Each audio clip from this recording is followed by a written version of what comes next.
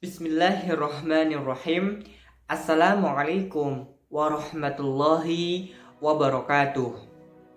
Alhamdulillahi rabbil alamin.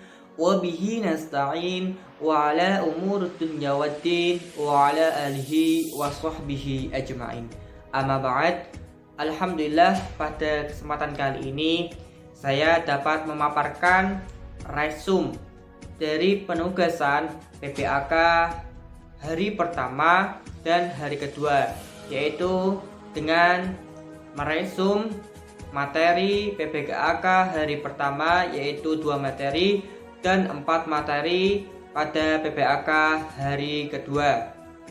Simak terus video saya, tonton terus, jangan lupa pencet tombol subscribe, komen, dan like-nya.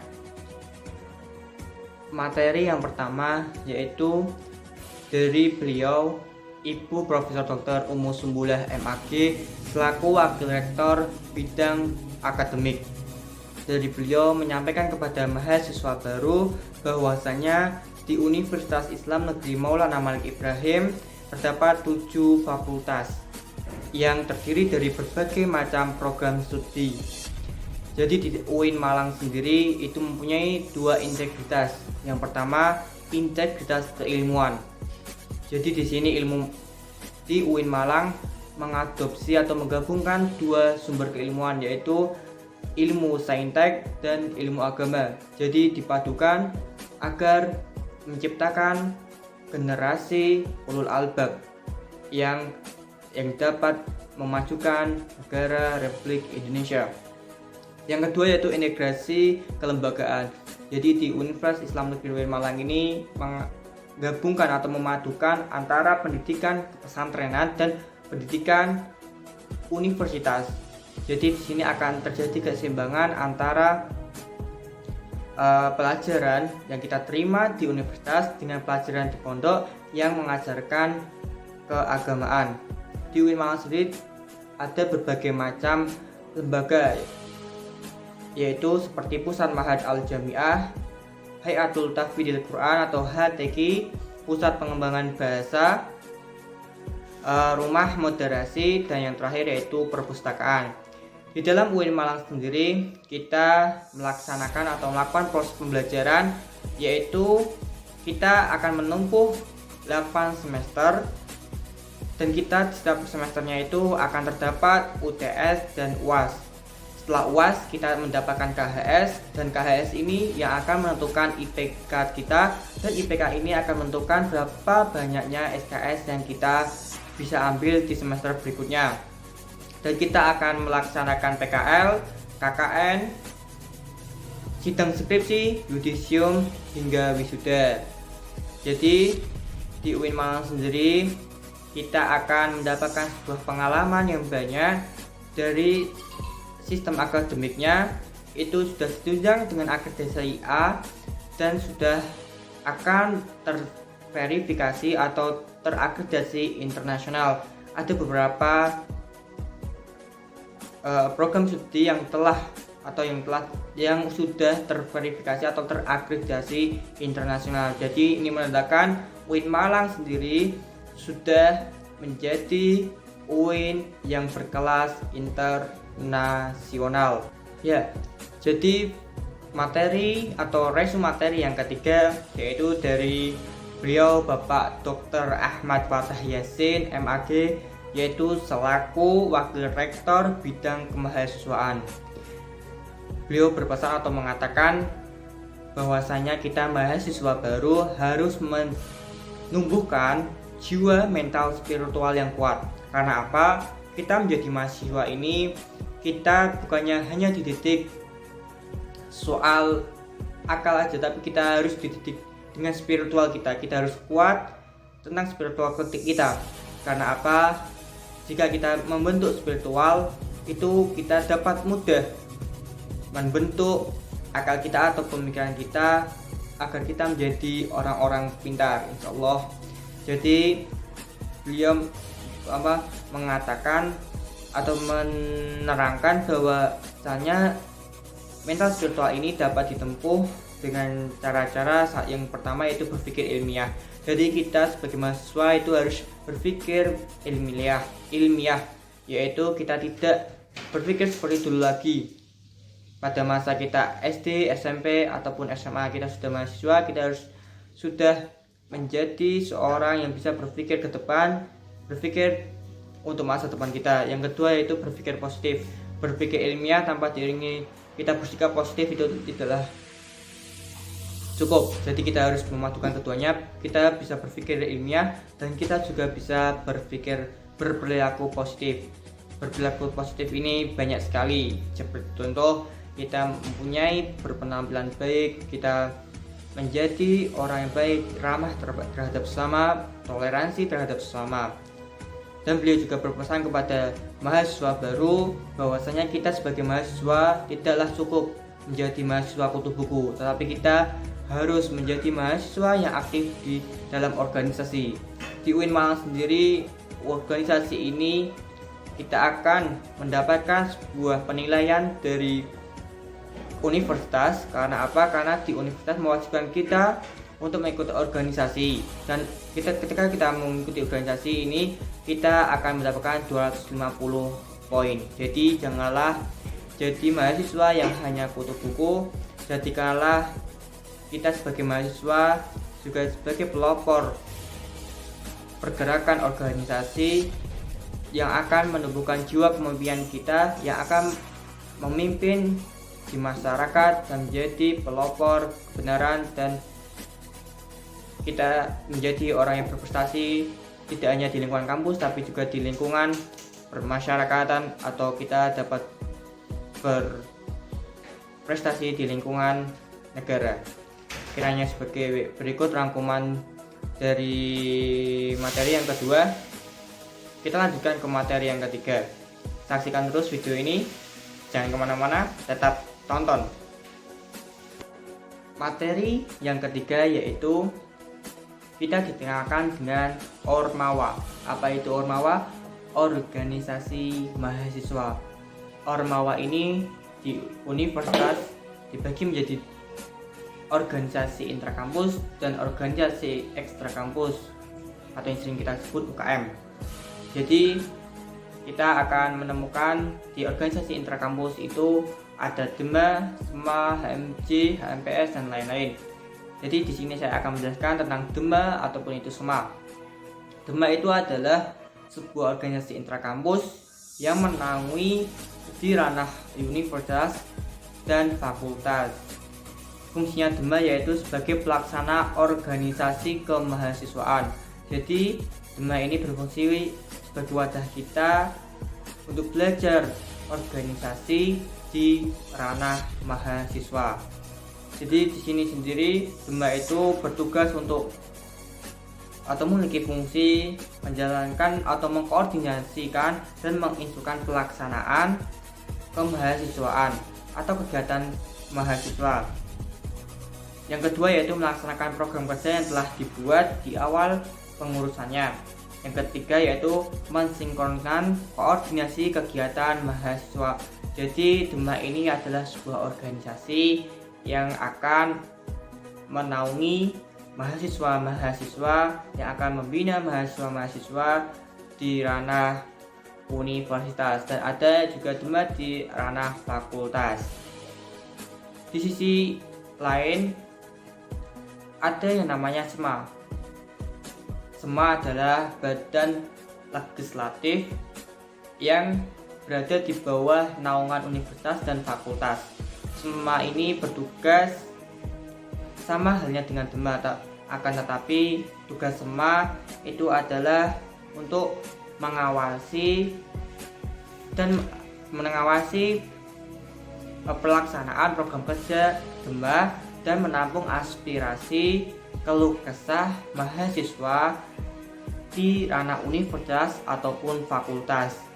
Jadi tugas DEMA dan SMA itu saling berkaitan satu sama lain, yang intinya akan mewujudkan, menghasilkan mahasiswa-mahasiswa yang berdikari, bermartabat demi terciptanya Indonesia kuat, tangguh, dan jaya. Di sini SEMA dan BEMA adalah organisasi di ranah universitas dan fakultas yang insya Allah akan memberi pelajaran terhadap kita bagaimana berorganisasi, bagaimana kita memimpin sebuah organisasi, dan kita dapat mempunyai relasi pertemanan yang sangat-sangat banyak. Dan sekian penjelasan dari materi yang ketiga. Kita saksikan terus video saya. Akan ada materi keempat, kelima, dan keenam. Materi yang keempat yaitu mengenai UKM. Apa itu UKM? Unit Kegiatan Mahasiswa. Di Universitas Islam Negeri Maulana Malik Ibrahim ini ada 15 UKM yang ada di universitas, yang terdiri dari 1-2, yaitu Resimen Mahasiswa, yaitu organisasi atau UKM yang bergerak pada bidang kedisiplinan dan bela negara. Yang kedua yaitu Pramuka. Pramuka ini telah dan tidak asing lagi karena kita sudah mengalaminya pada jenjang SD, SMP maupun SMA. Yang ketiga yaitu KPR PMI, yaitu organisasi yang bergerak pada bidang Palang Merah Indonesia. Yang selanjutnya yaitu PSMGGB atau Paduan Suara Mahasiswa Gema Gita Buana, yaitu organisasi yang bergerak pada bidang paduan suara atau seni musik. Yang selanjutnya yaitu seni religius. Jadi di UKM seni religius kita akan mendapatkan sebuah seni yang memadukan antara Islam dan sebuah seni itu sendiri. Jadi kita akan menggabungkan sebuah seni dengan keislaman seperti gambus, sholawat, dan lain-lain. Yang selanjutnya yaitu ada Mapala Tursina, yaitu sebuah UKM yang akan bergerak pada bidang kecintaannya alam atau pecinta alam, yang sering kita sebut dengan Mapala sendiri. Kemudian yaitu UKM Teater Komedi Kontemporer, yaitu sebuah UKM yang bergerak pada bidang seni komedi dan teater, khususnya dalam bidang seni drama. Yang selanjutnya yaitu UKM Junior. UKM Junior ini yaitu UKM yang bergerak pada bidang keolahragaan. Jadi di UKM Junior ini kita akan mendapatkan UKM yang bergerak pada dalam bidang keolahragaan seperti sepak bola, bulu tangkis, tenis meja, catur, dan lain-lain. Selanjutnya yaitu Kopma Padang Bulang, yaitu sebuah organisasi yang bergerak pada bidang koperasi mahasiswa. Yang selanjutnya yaitu Komus, yaitu sebuah organisasi yang bergerak pada bidang seni musik, lebih tepatnya yaitu band. Yang selanjutnya yaitu Taekwondo. Organisasi ini yaitu bergerak pada bidang seni bela diri. Jadi Taekwondo ini adalah sebuah seni bela diri yang berasal dari Korea Selatan. Selanjutnya yaitu organisasi atau UKM Jepret Fotografi. Organisasi ini bergerak pada bidang fotografi. Yang selanjutnya yaitu Simfoni. UKM Simfoni ini bergerak pada bidang penyiar radio. Jadi kita berlatih menjadi penyiar radio. Yang selanjutnya yaitu UKM LKP 2M, yaitu unit atau lembaga atau organisasi yang bergerak pada bidang pemantauan atau penelitian kegiatan mahasiswa. Yang terakhir yaitu UAP Inovasi, yaitu sebuah organisasi yang bergerak untuk mencetak kader-kader yang berbakat pada bidang jurnalistik, seni tulis, artikel, dan lain-lain. Dan lebih banyak lagi kita akan mendapatkan sebuah pelajaran jika kita mengikuti UKM-UKM ini, karena kita akan dididik untuk berlatih berorganisasi guna terjun di masyarakat. Kita menjadi orang yang akan menggerakkan sebuah organisasi masyarakat dan bergerak untuk memimpin sebuah organisasi masyarakat, dan insya Allah kita akan menjadi orang yang berguna bagi agama, nusa, dan bangsa. Materi yang kelima yaitu dari beliau Bapak Hasanuddin Wahid M.Hum.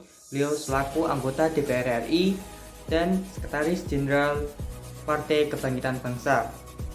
Dalam seminarnya yang disampaikan dalam PBAK hari kedua ini, beliau mengusung tema ataupun judul yaitu Kebangkitan Bangsa Menuju Indonesia Tangguh. Beliau mengatakan bahwasannya kita sebagai mahasiswa baru itu menjadi seorang mahasiswa yang tidak hanya akan menjadi seorang ustadz ataupun guru, namun kita harus mengembangkan soft skill kita atau profesional bidang kita di dalam kuliah kita atau dalam universitas. Jadi kita tidak hanya akan menjadi seorang ustadz ataupun guru, namun kita akan menjadi seorang yang akan mengabdi kepada negara, ataupun kita dapat menjadi bagian dari sendi-sendi negara ataupun bagian dari sendi-sendi masyarakat. Beliau juga mengajarkan kepada kita mahasiswa baru 2021 agar terus belajar dan belajar. Karena apa? Karena sekarang adalah masa di mana kita ada di dunia maya. Apa-apa sekarang ada di dunia maya, bukan dunia nyata lagi. Karena sekarang semua kehidupan dunia ada satu genggaman, yaitu pada smartphone. Jadi kita haruslah siap. Karena apa? Karena dunia akan berpengaruh dalam 3 hal. Yang pertama yaitu teknologi, yang kedua adalah agama, dan yang ketiga adalah pasar ataupun ekonomi.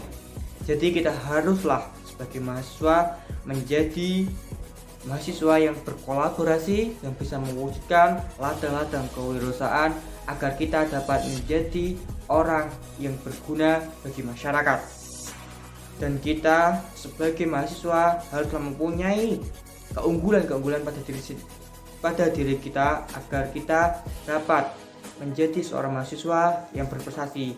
Apa aja itu keunggulan-keunggulan yang patut kita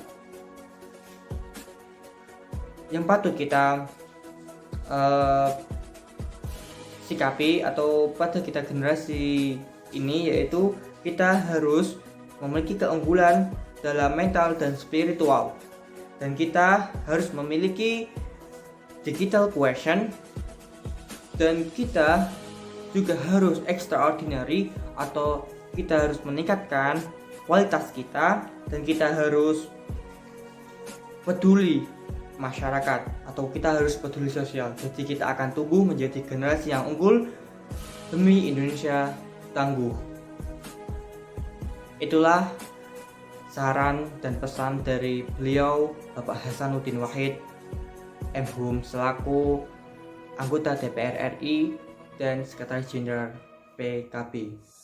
Materi yang keenam yaitu dari beliau, Bapak Basri Zain, yang mengambil judul Moderasi Islam. Beliau mengatakan atau menerangkan dalam seminarnya bahwa kita seorang muslim tidaklah wajib untuk berarab atau kita meniru gaya-gaya kearaban. Karena apa? Islam adalah tetap Islam. Islam tetap Islam, bukan Islam yang kearab-araban. Jadi kita harus memenuhi sebuah kewajiban keislaman kita. Tidak perlu kita meniru kegiatan atau budaya Arab.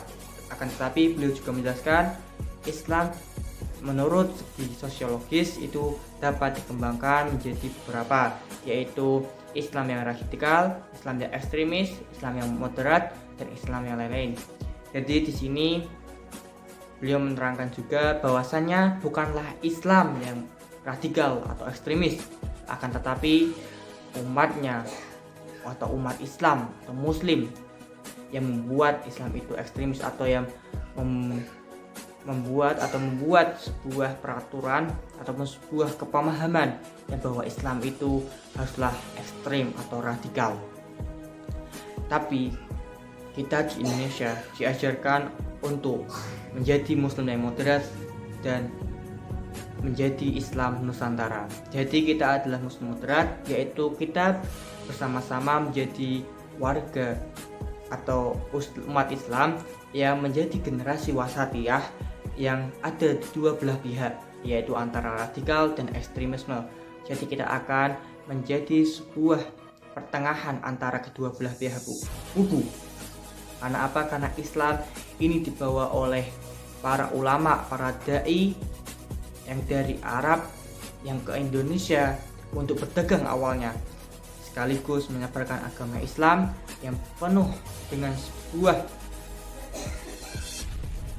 keindahan di dalamnya. Islam adalah keindahan, dan Islam yang telah diajarkan oleh Nabi Muhammad SAW, yaitu yang telah datang ke bumi ini sebagai Nabi yang akan menjadi atau menyempurnakan akhlak manusia. Dan akhirnya umat Islam dituntut untuk menjadi umat yang rahmatan lil alamin, yaitu yang menjadi rahmat bagi semua alam. Jadi kita adalah umat Islam, kita menjadi orang yang bermanfaat bagi semuanya. Janganlah kita merepotkan ataupun kita menjadi sebuah akar dari permasalahan itu sendiri. Jadi telah semangat, telah bisa, kita mahasiswa Indonesia bisa jaya, jaya, dan jaya. Di akhir seminarnya beliau mengatakan bahwa kita sebagai mahasiswa kita haruslah menjadi mahasiswa yang berintelektual, yang berani mengedepankan kebenaran, yang bisa membedakan antara kebenaran maupun kejelekan, dan kita dapat menjunjung Bhinneka Tunggal Ika. Sampai sini saja resum materi dari saya. Mohon maaf sebesar-besarnya jika ada kesalahan perkataan.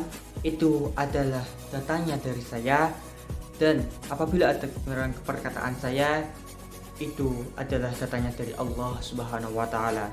Aqulu qouli hada wabillahi taufiq wal hidayah waridha wal inayah. Wassalamualaikum warahmatullahi wabarakatuh.